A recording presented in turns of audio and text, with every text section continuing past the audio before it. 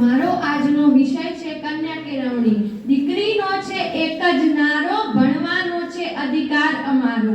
11મી October વિશ્વ બાલિકા દિન તરીકે ઉજવવામાં આવે છે અને કોઈ પણ દેશની પ્રગતિનો મુખ્ય આધાર હોય તો તે સ્ત્રીની કેળવણી છે। ભારતની સંસ્કૃતિ રૂપી છીપમાં પાકતું અણમોલ રત્ન હોય તો તે સ્ત્રી છે, પણ હીરાની પરખ તો ઝવેરી જ કરી શકે ને। આજનો રૂઢિચુસ્ત વર્ગ તો એમ માને છે કે સ્ત્રીની બુદ્ધિ પગની પાનીએ। અંગ્રેજોના શાસન દરમિયાન રાજા રામ મોહન રાય અને ઈશ્વરચંદ્ર વિદ્યાસાગર દ્વારા સ્ત્રી શિક્ષણને પ્રોત્સાહન આપવામાં આવ્યું હતું। તેમણે સ્ત્રી શિક્ષણ પર ધ્યાન આપ્યું। વધુમાં જ્યોતિબા ફૂલે અને બાબા સાહેબ આંબેડકર જેવા ઘણા મહાન નેતાઓએ ભારતમાં સ્ત્રીઓને શિક્ષણ આપવા માટે ઘણી પહેલ કરી હતી। તેમના પ્રયાસોનું જ પરિણામ હતું કે આઝાદી પછી સરકારે સ્ત્રીઓને શિક્ષણ આપવા માટે અનેક પગલાં અપનાવ્યા। પરિણામે 1947 સ્ત્રી સાક્ષરતા દરમાં વધારો થયો। હકીકત એ છે કે આજે ઘણી સ્ત્રીઓ શિક્ષણ મેળવી રહી છે અને બાળકીઓ સાક્ષર બની રહી છે, પરંતુ છતાં હજુ પુરુષ અને સ્ત્રી સાક્ષરતા દર વચ્ચે અંતર છે। એટલે સ્ત્રીના ઉદ્ધાર માટે સ્ત્રી કેળવણી મહત્વની છે। સ્વામી દયાનંદે લખ્યું છે કે એક પુરુષ સુસંસ્કૃત અને સમજદાર હોય તો તે એકલો જ ઉપયોગી બને છે, પરંતુ જો એક સ્ત્રી શિક્ષિત, સમજદાર અને સુયોગ્ય હોય તો તે આખા કુટુંબને સુદૃઢ બનાવે છે। આજના સમાજમાંથી દૂષણો ઓછા કરવા માટે સ્ત્રી કેળવણી મહત્વની છે, ત્યારે જ સમાજ સાચા અર્થમાં સમાજ બનશે।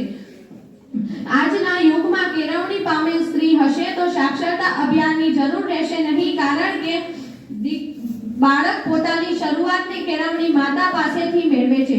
સૃષ્ટિનું એક પણ ક્ષેત્ર એવું નથી કે જ્યાં સ્ત્રીએ પગલાં ન પાડ્યા હોય। સિદ્ધિના સોપાનો જે સ્ત્રીઓએ સર કર્યા છે તે આજની કેળવણીને આભારી છે। કેળવણીના કસબને કારણે આજના સમાજમાંથી વેદ પ્રથા, સતી પ્રથા, બાળ લગ્ન, દહેજ પ્રથા, દીકરીને જન્મતા આખી જ દૂધ પીતી કરવી વગેરે જેવા દૂષણોનો અંત આવ્યો છે। પુરુષ પ્રધાન સમાજમાં સ્ત્રીએ હવે પુરુષના હાથનું રમકડું રહી નથી કે જેને જેમ ઘરની ચાર દિવાલમાં પૂરીને જેમ રમાડવું હોય તેમ રમાડી શકાય કે નચાવી શકાય, કારણ કે સ્ત્રી હવે પુરુષ સમોવડી બની છે। આજની કેળવણી પામેલ સ્ત્રી આજના સમાજના અને રૂઢિચુસ્ત વર્ગના કરતૂતો બહાર પાડવા માટે મેદાને ચડી છે।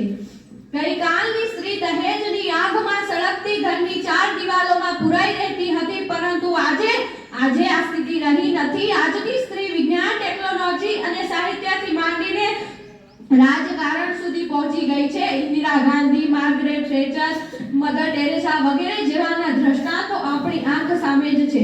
પોતાનું વ્યક્તિત્વ અલગ પાડીને કિરણ બેદી જેવી સ્ત્રીઓ સારી લેખિકા પણ બની શકી છે। કેળવણીના વિકાસ અને પ્રચાર પ્રસાર માટે વર્તમાન સરકાર અનેક પગલાં અમલમાં મૂકી રહી છે। આજના યુગમાં સ્ત્રી કેળવણીનું અનેરું મહત્વ છે। જો સ્ત્રીઓને ઉચ્ચ કેળવણી આપવામાં આવશે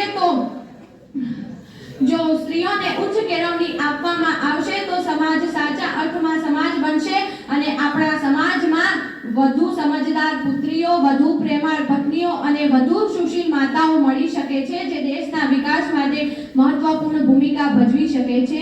એક શિક્ષિત છોકરી વિવિધ ક્ષેત્રોમાં પુરુષોના કામો અને બોજને વહેંચી શકે છે। જો શિક્ષિત છોકરીના નાની ઉંમરમાં લગ્ન ન થાય તો તે એક વકીલ, લેખક, ડોક્ટર અને વૈજ્ઞાનિક બનીને દેશની સેવા કરી શકે છે। હું એટલું જ કહેવા માંગુ છું કે આજના મા-બાપે દીકરીને ભણાવવા માટે તેનો રથ ખેંચવો પડશે અને તેની ચિંતા કરવી પડશે। જો દરેક મા-બાપ આમ વિચારશે કે દીકરી મારી લાડકવાઈ ભણશે